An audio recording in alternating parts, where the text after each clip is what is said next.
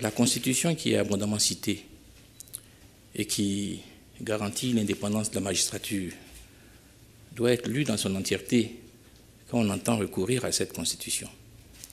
Il est clairement indiqué que lorsque le juge estime son indépendance menacée, il doit saisir le Conseil supérieur de la magistrature. Vous voyez, autant la Constitution garantit l'indépendance, autant des mécanismes sont prévus pour veiller à cette indépendance.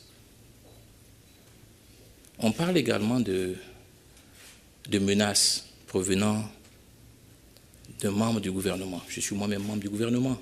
Raison de plus pour saisir le membre du gouvernement que je suis à l'effet d'interpeller au besoin mes collègues. Cela n'a pas été fait. En outre, on parle de mutation-sanction. Quand vous prenez la Constitution, et je l'ai toujours sur moi, l'article 146 dispose que le Conseil supérieur de la magistrature donne son avis conforme sur la mutation et la promotion des magistrats du siège. L'avis conforme veut dire que si le Conseil supérieur n'est pas d'accord, la mutation ne se fait pas. Il ne peut donc y avoir de mutation-sanction. Je ne vais pas tomber dans la polémique. Je voudrais au contraire appeler les magistrats à plus de sérénité, qu'ils soient au travail, qu'ils œuvrent, puisque la justice est rendue au nom du peuple, qu'ils œuvrent pour le peuple et qu'ils soient sereins. Beaucoup d'efforts sont faits par le chef de l'État et par le gouvernement pour justement faire en sorte que les magistrats soient dans des conditions psychologiques, matérielles et morales satisfaisantes. Si un juge estime que son indépendance, son intégrité physique ou morale est menacée, il s'adresse au Conseil supérieur de la magistrature. Et c'est là où sont débattues ces questions. Donc, le Conseil supérieur, je suis membre du Conseil supérieur de la magistrature, on n'a pas été saisi. Personne, à la date de ce jour, ne m'a fait cas d'une émission de l'exécutif dans le travail qu'ils font. Cette déclaration qui est intervenue ne précise rien. Ne précise rien.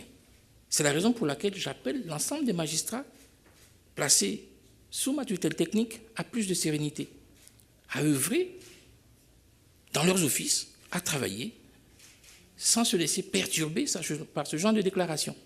Pour le président de la République, il n'est point question d'autoriser l'émission de l'exécutif dans quelque corps ce que soit, ni au niveau du législatif, ni au niveau du judiciaire. Tout ce qui est fait doit être fait dans un cadre légal. Il tient au respect de l'indépendance de la justice. L'immunité, que ce soit des magistrats, que ce soit des parlementaires, ne constitue pas un privilège. C'est une simple protection accordée aux parlementaires pour l'exercice de leur profession. Ce n'est pas un privilège. Nul ne doit être au-dessus de la loi.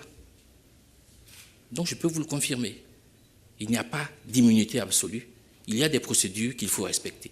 Et la justice respecte les procédures. L'État de Côte d'Ivoire n'a nullement participé ni à la détermination des témoins, ni à la détermination des preuves, ni à quoi que ce soit. Nous sommes tenus de coopérer. C'est-à-dire que lorsque la CPI nous demande de faciliter le voyage de telle ou telle personne, nous le faisons. Lorsque la CPI estime qu'il y a quelqu'un qui est incarcéré, qui devrait être transporté à la CPI, nous aidons à le faire. Mais nous n'avons pas participé à quelque instruction que ce soit.